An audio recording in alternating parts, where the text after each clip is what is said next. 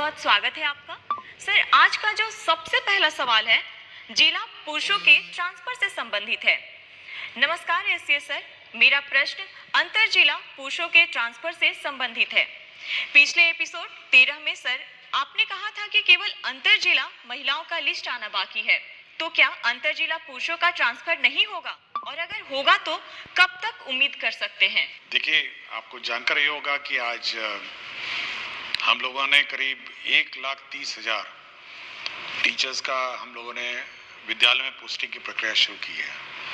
हम लोगों को करीब 1,90,000 आवेदन पत्र प्राप्त हुए थे और 1,30,000 का एक्चुअल स्कूल अलॉटमेंट शुरू हुआ है। ये पूरी प्रक्रिया करीब 15 दिन लगेगा और डीओ सब इसी में लगे हुए हैं। डीओ को ये काम दिया गया है और कर रहे हैं। ये बात मैंने कभी नहीं कहा कि पुरुषों का स्थानांतरण नहीं होगा, और जैसा कि आप आंकड़ों से देखते हैं कि करीब इसमें भी हम लोगों ने करीब 8 से 9 हज़ार पुरुषों का नाम इसमें शामिल किया है। पुरुष टीचर या हम लोगों को दिखने लग जाएंगी, हम लोग करेंगे। तो मैंने कभी ये नहीं कहा कि पुरुषों का नहीं करेंगे। हम केवल यही एक कंस्ट्रेंट है कि हम लोग शिक्षक छात्र अनुपात देखते हैं और वैकेंसी देखते हैं, और जैसे जैसे होगा।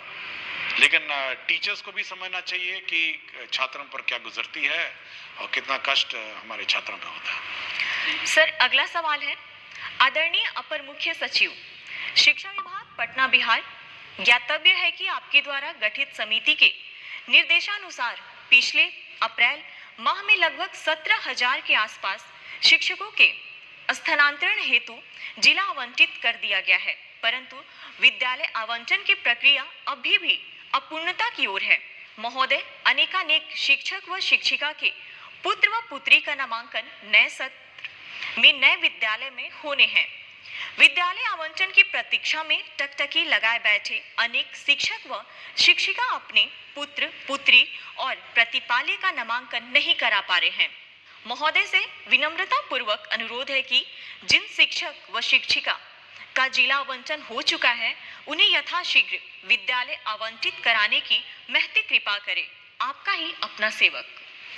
देखिए, ये जरूर है कि थोड़ा विलंब हुआ है सभी को अपना विद्यालय अलॉटमेंट का, लेकिन मैं चाहूँगा कि सभी शिक्षकों को इसकी प्रक्रिया की भी थोड़ी जानकारी देना चाहता हूँ कि किस प्रकार कितना कठिन होता है ये स्कूल आवंटन की प्रक्रिया। देखिए, अगर कोई नया टीचर आता है, जैसे TRE 3 आपने देखा होगा, हम लोगों ने प्रखंड मांगा और सबको अलॉट कर दिया। ये बहुत सिंपल प्रक्रिया है कि नया टीचर आया और उसको स्कूल में। लेकिन यदि कोई TRE 1 और TRE 2 जिसको पूर्व में पहले ही स्कूल आवंटित है और वो ऑलरेडी पदस्थापित है, स्कूल में संचालित है, उसका ट्रांसफर सबसे डिफिकल्ट काम है, क्योंकि उसको उस स्कूल से हटाना है, दूसरे स्कूल में ले जाना है, और 38 जिलों से टीचरों को चलना है, मतलब शिफ्ट होना है, और 38 जिलों में पोस्टिंग करना है। मतलब आप अगर उस शीट को देखेंगे, जब शीट देखते हैं तो बिल्कुल भयावह दिखता है कि 1,90,000 टीचर जो पूर्व में किसी व्यवस्था से पोस्टेड थे और अपने अपने जिलों में पोस्टेड थे, कोई भी ऑर्डर से, जिस भी ऑर्डर से हो, रैंडम कर दिया गया हो या अन्य है, उस पूरी व्यवस्था को जब हम लोग फिर एक बार रिकैलकुलेट करते हैं और ऑप्शन के हिसाब से 1,90,000 अभ्यावेदन में से हम लोग करीब 1,30,000 हम लोग निकाल पाए हैं। 1,30,000 का मतलब ये है कि 1,30,000 टीचर इधर से उधर जा रहे हैं, मतलब स्कूल से दूसरे स्कूल जा रहे हैं, ये टीचर उधर से उधर जा रहा है।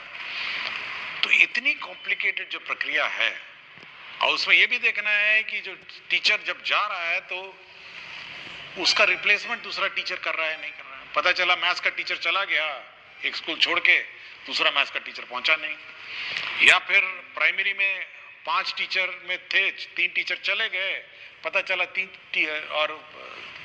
Teacher replace. सक्षमता हो वो अपना एप्लीकेशन विड्रॉ भी कर सकते हैं और रीअप्लाई कर सकते हैं, ये मैंने कहा है। तो हम लोग बहुत ही संवेदनशील रहते हैं टीचर के उद्देश्य से, बट यह भी एक बैलेंस बनाना पड़ता है। एक और टीचर के कष्ट का को ध्यान रखना पड़ता है, और दूसरी ओर बच्चे का भविष्य का भी ध्यान रखना है। वो ज़्यादा इम्पोर्टेंट है मेरे लिए। बच्चे का 2 करोड़ बच्चे को टीचर मिले, उनको पढ़ाने वाला टीचर मिले, वो हमेशा वो चिंता में रहती है।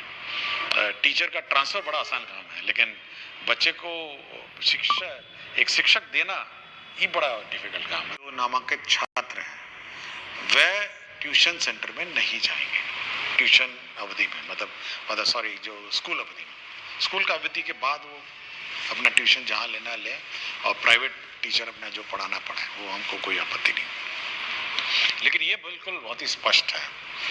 और हम लोग biometric attendance, photo based attendance शुरू करने वाले हैं स्टूडेंट्स का भी। तो जल्दी जैसे लौटेंगे अपने समर वेकेशन से, तो स्टूडेंट्स का बायोमेट्रिक अटेंडेंस भी हम लोग कंपलसरी कर देंगे। तो यह हम लोग यह टॉलरेट नहीं करेंगे कि स्टूडेंट्स क्लास मिस करें, क्लास से बाहर गायब रहें, अन्यथा कहीं घूम रहे होंगे। ये बायोमेट्रिक अटेंडेंस स्टूडेंट्स का भी हम लोग समर वेकेशन के बाद शुरू कर देंगे। सर, अगला सवाल है। नमस्कार एससीएल सर, मैं राशिद आलम यूएमएस भीमाइन खैरा जमुई में उर्दू टीचर के रूप में कार्यरत हूँ। सर, मेरे स्कूल में उर्दू के स्टूडेंट हैं, उर्दू में पढ़ाई भी होती है, लेकिन एग्जाम के क्वेश्चन पेपर उर्दू सब्जेक्ट का विद्यालय अमला टोला में पढ़ती हूँ, लेकिन मुझे अभी तक पुस्तक नहीं मिला है। अब तो कुछ दिनों में गर्मी की छुट्टी होने वाली है, समझ नहीं आ रहा है कि बच्चे बिना पुस्तक के कैसे पढ़ेंगे। सिद्धार्थ सर से मेरी विनती है कि हम बच्चों को जल्द से जल्द पुस्तक प्राप्त करवाएं। देखिए, मुझे जब प्रश्न आया था तो मैंने टेक्स्ट बुक कॉर्पोरेशन में बात की और डीओ पटना से भी बात की, और देखिए समय पे किताब हम लोगों को उपलब्ध कराना था। क्यों नहीं हुआ ये मैं एक बार चेक करूँगा, लेकिन जहाँ तक आवेदिका का है तो ये मंडे को ये किताब इनको मिल जाएगी। लेकिन ये रिव्यू करूँगा कि समर वेकेशन से पहले कम से कम सारे बच्चों को किताब मिल जाए, ताकि समर वेकेशन में जो भी समय मिले अपना बैठ के अपना पढ़े। और ये घटना होनी नहीं चाहिए थी, बट मंडे को इसको किताब मिल जाएगी। लेकिन कोशिश करेंगे कि अब ये डिले नहीं हो। सर, आज का आखिरी सवाल। सर, लाइब्रेरियन की वैकेंसी कब तक आएगी? कृपया इस पर संज्ञान लें, आपकी विश्वासी। हम लोग अभी कैलकुलेशन कर रहे हैं, इस पर हम लोग देख रहे हैं कि क्या वैकेंसीज हैं और क्या है। तो एक बार देख लेंगे, उसके बाद इस पर निर्णय करेंगे। बहुत बहुत धन्यवाद सर। अगले सप्ताह फिर से